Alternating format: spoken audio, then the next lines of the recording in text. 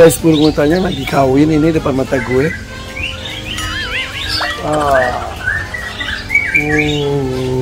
Masis, itu apaan, Masis? Telur, Ben.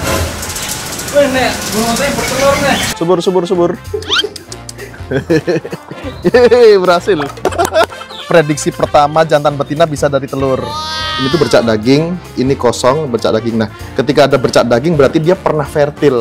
Fertil itu artinya dia sudah dibuahi. Nah, ketika dia sudah dibuahi, bukan berarti dia akan sampai bisa menetas. Karena tantangannya masih banyak. Hai, assalamualaikum guys. Masih bersama Mas Haspin dari Haspin Official. Bird Farm bukan? Masin Farm Official. Official. Suka belibet. Kita tuh kemarin sempet mau mecahin telur ini. Sekarang gimana nih? Yang mau dipecahin tuh yang udah jadi kan? Yang udah jadi tapi gagal berkembang. Ya diindikasikan berkembang gagal berkembang di hidup tapi ya, gagal berkembang. Betul. Itu yang bulan 10. Ini bulan 10. Oh iya, yang ini. Itu jadi dia pernah hidup tapi sebentar. Tidak sempurna. Ya, tidak sempurna. Okay. Kalau yang ini tidak fertil, yang bulan 6 bulan 11. Tidak dibuahi. Ini kalau ini dimakan boleh? Masih boleh. Ini masih oke dimakan. Karena tadi kita teropong benar-benar bersih. Artinya bersih. Dia masih layak konsumsi. Oke. Penasaran juga mau. Tapi pernah dulu. Pernah. Nah, lalu apa yang mau ditanyain nggak sebelum kita pecah ini? Penasarannya tuh di yang ini karena udah maksudnya berkali-kali kayak gini. Oke, ya. Jadi mungkin ini ya. Kemarin kan sempat gagal menetas juga kan. Gagal menetas ya, juga, mungkin kita akan bisa lihat perbedaannya. Ya, betul. Nah, dari situ bisa dilihat usianya sebenarnya. Kita tuh bisa melihat usia dia mati di hari apa itu kalau sudah kita buka. Itu bisa dilihat nanti. Karena dari bentuknya kelihatan ya? Iya, dari bentuknya kelihatan. Karena kita kan di Masin Farm juga ada penelitian dari 0 hari sampai hari ke-45. Itu dari hari pertama seperti apa, kedua seperti apa, ketiga. Jadi akhirnya kita kalau ngelihat kondisi terkini, kita bisa prediksi, oh ini kurang lebih di hari sekian. Iya. Dan yang harus, terutama nanti yang harus kita lakukan setelah banyak kegagalan, observasi. Jadi akhirnya kita nanti bakal tahu. Apa yang harus kita lakukan selanjutnya. Betul. Seperti itu. Jadi mungkin akan evaluasi besar-besaran juga. Mumpung musimnya belum habis. Nah, betul. Musim kan sampai bulan Februari Maret musim akan selesai. Jadi masih kekejar lah 3 bulan ke depan kita evaluasi biar ada hasil tahun ini. Kalau udah datang kan yang kemarin itu di tanda tangan langsung. Mudah-mudahan itu juga fertil. Amin. Ya. Amin. Oke, sekarang ngomongin tentang indukan dari burung unta nih. Indukan burung unta itu entah yang jantan atau betina itu dia itu ada masa bertelurnya nggak sih, atau dia bakalan ada umur kayak menopause gitu loh. Expired. Gitu lebih ke ini ya, afkir ya, masa hewannya afkir, masa akhir produksi. Semua makhluk hidup punya masa afkir, baik tumbuhan ataupun hewan itu pasti. Bahkan manusia pun juga punya masa-masa afkir ya, kalau bahasa kasar hewannya kan afkir. Kalau di burung unta itu pada prinsipnya karena dia usianya panjang, masa afkirnya biasanya 10% di usia mati. Misalnya usia dia 60 tahun, mati tua. Berarti 10%-nya di sekitar berapa? 6. Berarti mungkin umur 50 tahunan lah dia afkir.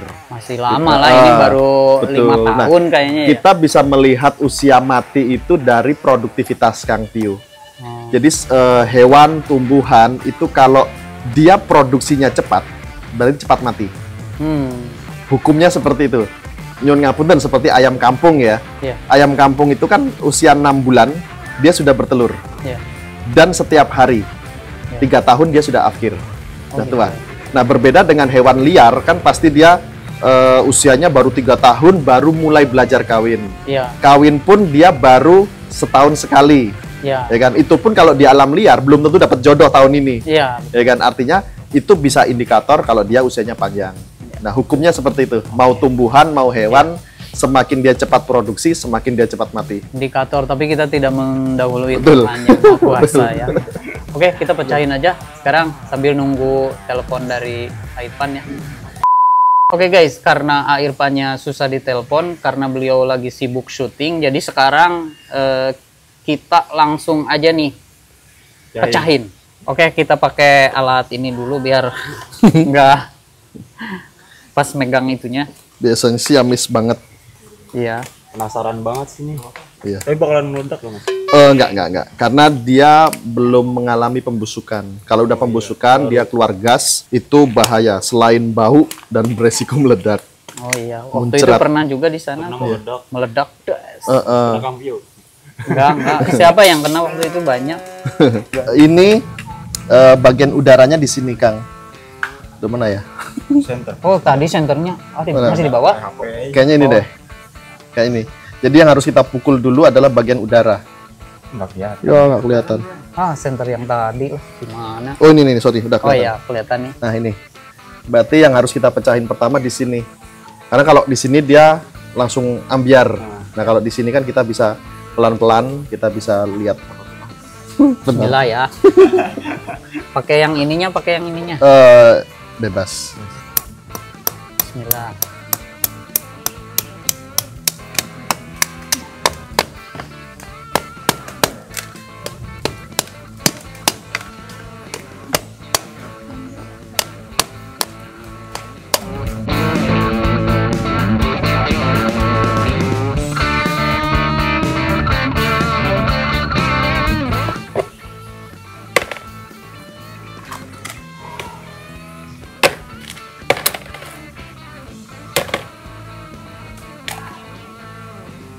Ya.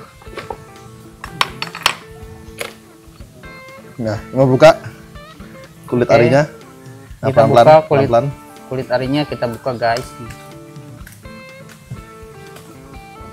Oh. Ini kira-kira wangi nggak nih? Kayaknya enggak sih kalau baru gini. Nah, ini Kang Pio. Kamera bisa deket nggak ini? Nah, ini bisa kita lihat. Ada Ini, mata ya. ini embrio, mantan embrio. Sorry, tak ambil ya.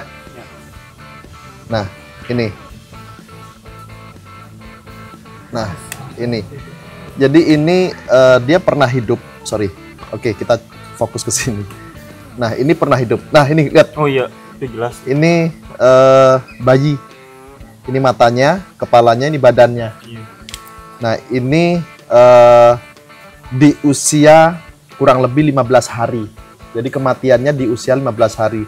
Karena 10 hari dia baru berbentuk semacam guratan atau apa ini, seperti ini, urat. Nah, kalau ini sudah berbentuk badan atau janin, biasanya udah hari ke-15. Tuh. Oh, bentuknya Udah kelihatan ya? makin kelihatan. Kakinya kelihatan, kakinya kelihatan, Iya, badannya, ini kakinya kepalanya, kelihatan nih, ini mata. kepalanya, ini matanya. Kelihatan ya? Jadi ini matinya itu di sekitar usia 15. Usia 15. Nah, usia 15. Ya, ini kita sayangkan ya, tapi sisi positifnya adalah si subur sudah membuktikan bahwa dia sudah bisa Membuahi. fertil, membuahi. Ya kan, tahun-tahun kemarin kan rata-rata masih belum fertil. Kalau ini meskipun belum berhasil, tapi dia sudah cukup matang. Iya. Mudah-mudahan di akhir musim ini atau tahun depan dia sudah sangat matang. Kuat Spermanya. Kuat spermanya. Yang sebelumnya kan dijelasin. Iya. Jadi penyebab dari kegagalan itu banyak faktor selain dari suhu Iya, terus betul. kekuatan dari Iya. sperma itu sendiri Iya, juga bisa diperhitungkan ya. Betul. Itu pengaruh. Terus kalau ini udah terjadi seperti ini, untuk yang berikutnya nih kita pemantauan Iya. telurnya. Oke, pertama itu kayak tadi yang kita lakukan, pengambilan harus disegerakan. Segerakan karena balik lagi ini juga kematiannya bukan hanya melulu kelembapan. Bisa jadi bakterinya yang tadi kita ambil itu masih nempel di sini. Akhirnya dia menyebabkan kerusakan telur saat sedang proses pembentukan janin. Iya. Jadi bakterinya ikut tuh. Oh. Jadi memang harus pengambilan segera. Setelah pengambilan segera, pembersihan juga harus benar-benar steril. Nah, dengan paling sederhananya pakai tisu basah. Ya syukur-syukur ada alkohol atau apa, lebih bagus. Nah, itu pastikan dia masuk mesin itu benar-benar nggak ada bakteri. Benar-benar steril. Karena kayak gini juga belum tentu kelembapan yang masalah atau mungkin suhu yang masalah. Bisa jadi ternyata di sini masih belum steril, bakterinya mengganggu proses dia berkembang. Iya. Bisa jadi juga itu. Jadi faktornya banyak banget. Banyak banget. Dan ini kan sayang banget, kasihan. Akan lebih berbeda sama yang di alam asli atau yang dirami sama indukannya. Betul, jauh berbeda. Jauh berbeda walaupun banyak tanah dan lain sebagainya. Betul. Karena gini, secara tidak disadari ya, tanpa kita sadari kalau ayam atau unggas bertelur itu, kalau Kang Pio lihat kan rata-rata telurnya mengkilap.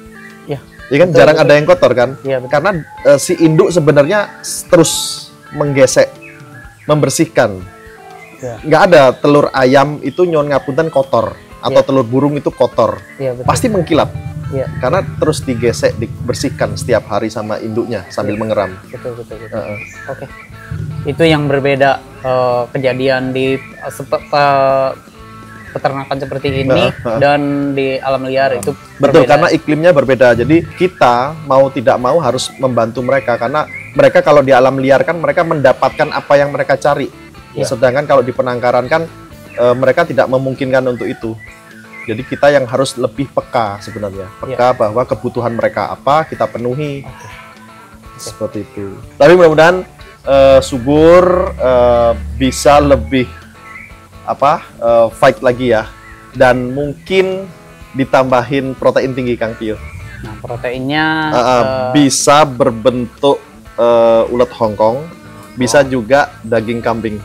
Oh gitu. Jadi bisa ditambahin mungkin potongan-potongan daging merah untuk si subur khususnya. Jadi dibarengin sama pakannya dia ngasihnya. Disuapin aja biasanya mau kan? Mau. Kalau dibarengin pakan biasanya betina ikut makan. Iya. Nggak apa-apa sih, tapi kalau mau fokus ke si subur kan disuapin aja.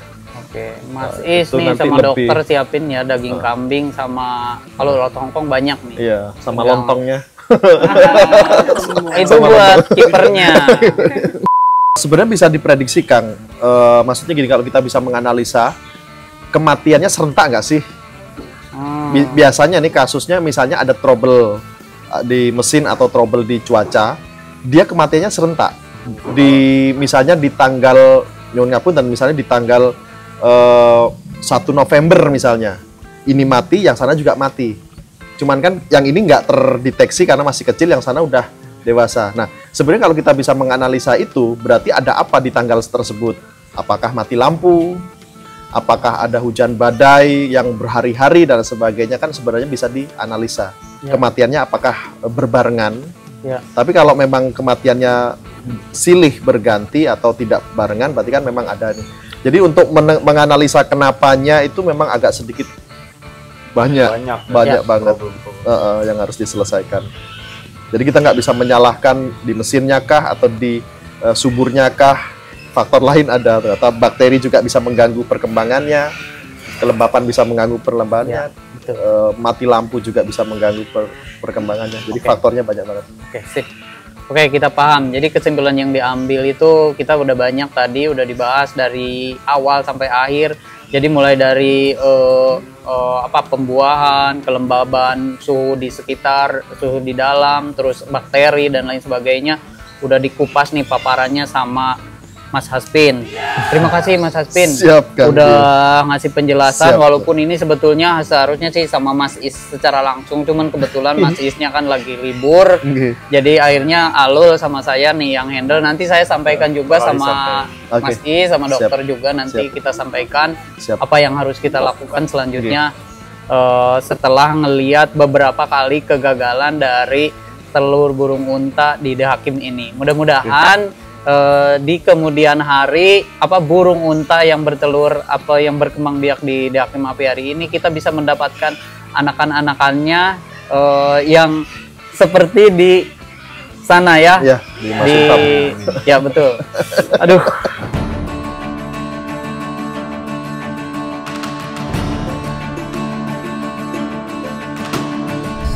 Dua telur yang ada di dua-duanya gagal. Gagal dua-duanya, satunya nggak fertil, satunya fertil tapi mati di hari ke-15 mungkin, Kang. Ya, kenapa ya itu? Putus-putus. Faktornya sih banyak, bisa karena mungkin embrionya masih lemah, bisa karena kelembapannya tinggi, bisa karena bakteri. Jadi pas pengambilan telur itu belum benar-benar bersih dari bakteri sehingga bakteri itu mengganggu perkembangan embrio. Faktornya banyak banget, tapi tadi udah kita bedah dan mudah-mudahan telur berikutnya tuh udah lebih baik lah. Masih banyak harapan ya? Oh, banyak banget. Kita masih punya musim sampai bulan Maret. Ya, kita masih bisa kejar. Kita evaluasi. Ini Mas. Oke. Udah. Siap. Dadah Mas. Assalamualaikum. Waalaikumsalam.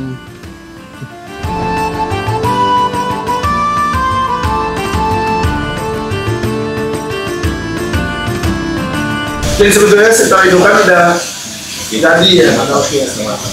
Karena sudah berkali-kali versi ya, artinya dia sudah oke.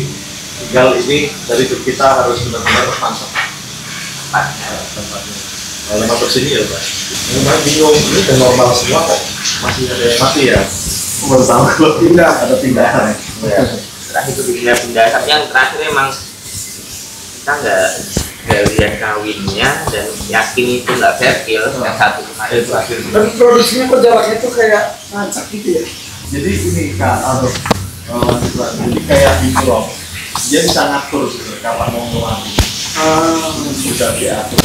Nah, apesnya itu ketika dia benar-benar gak nyaman malah gak keluar. Walaupun dia sudah ada uretan itu, dia gak mau ngeluarin. Jadi energinya dia lagi.